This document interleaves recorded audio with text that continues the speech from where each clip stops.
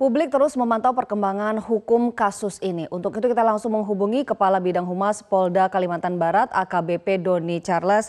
Pak Doni, selamat pagi. Ya, selamat pagi Mbak Ani. Ya, Pak Doni, kasus ini sudah menjadi perhatian publik. Bahkan Presiden juga ikut memperhatikan dan memberikan statement begitu. Presiden menyatakan memerintahkan Kapolri untuk tegas menangani ini sesuai prosedur hukum. Tegas begitu. Bagaimana Polda Kalbar menerjemahkan hal ini? Ya, jadi kami sampaikan pada pemirsa sekalian bahwa Pak Kapolda Kalimantan Barat pun juga sudah mendapat perintah langsung dari Bapak Kapolri. Intinya agar permasalahan ini segera dituntaskan, disesuaikan dengan tugas pokok masing-masing institusi. Kebetulan kita di kepolisian punya tugas untuk melakukan penyelidikan dan sampai penyidikan, maka proses sampai pemberkasan kita akan lakukan secara maksimal. Memang banyak pihak yang harus kita periksa, yang kita naikkan statusnya, yang awalnya masih sebatas terlapor, kemudian sudah dijadikan tersangka. Kemudian ada 9 orang lainnya yang berada di TKP dan keseluruhannya harus kita periksa lengkap. Dan saat ini masih berproses. Demikian, Mbak Ani. Baik, kemarin ya Pak ya, para pelaku diberi kesempatan untuk melakukan konferensi pers. Di sana mereka meminta maaf, begitu lalu meminta pengaduan dicabut. Sementara di sisi lain, publik yang ikut menyoroti kasus ini, salah satunya diejawantahkan lewat petisi. Lebih dari 3,5 juta orang sudah menandatangani petisi itu. Dengan sorotan-sorotan yang ada, apa ke depan yang akan dilakukan oleh Polda? Iya, jadi perlu kami sampaikan. Kami rasa wajar apabila masyarakat begitu geram dengan kasus ini. Karena ada 3 hal menurut kami yang membuat masyarakat begitu terusik rasa pedih kemanusiaannya. Yaitu yang pertama berkaitan dengan peristiwa penganiayaannya sendiri. Itu yang beredar luas menurut kami sangat liar. Karena sampai ke area-area sensitif dilakukan penganiayaan. Padahal faktanya tidak seperti itu.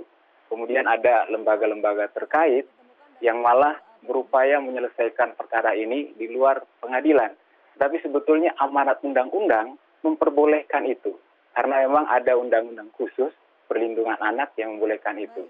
Kemudian yang ketiga, tidak semakin liar. Bisa dipaparkan Pak, fakta-fakta apa yang ditemukan pihak kepolisian dari proses penyidikan?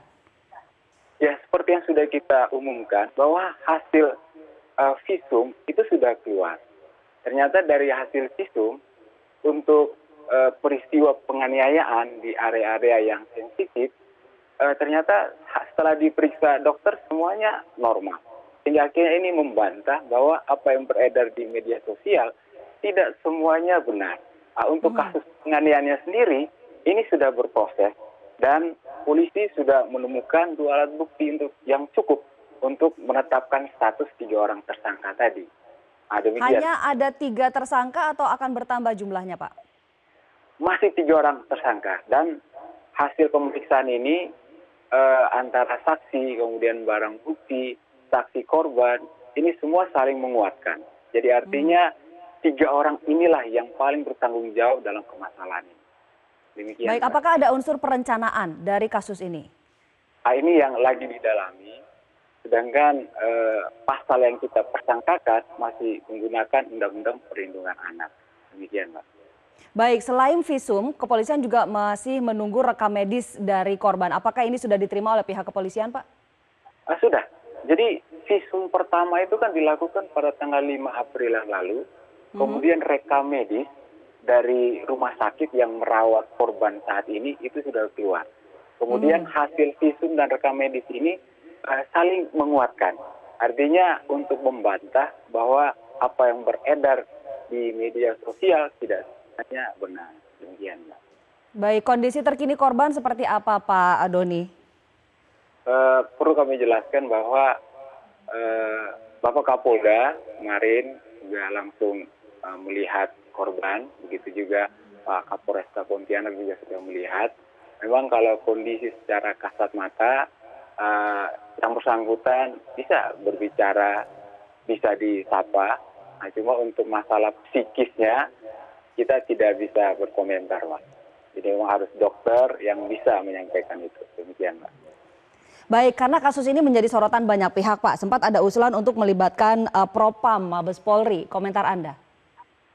Kami rasa belum perlu karena menurut kami polisi sudah bekerja ekstra, maraton, sejak diterbitkan LP pada tanggal 8 April yang lalu.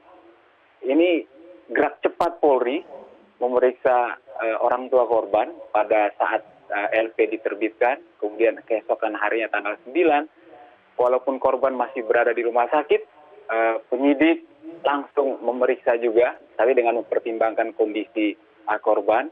Tanggal 10-nya Polri sudah menetapkan 3 orang tersangka.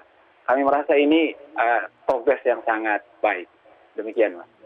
Baik, AKBP Doni Charles, Kabid Humas Polda Kalimantan Barat. Terima kasih sudah bersama kami pagi hari ini.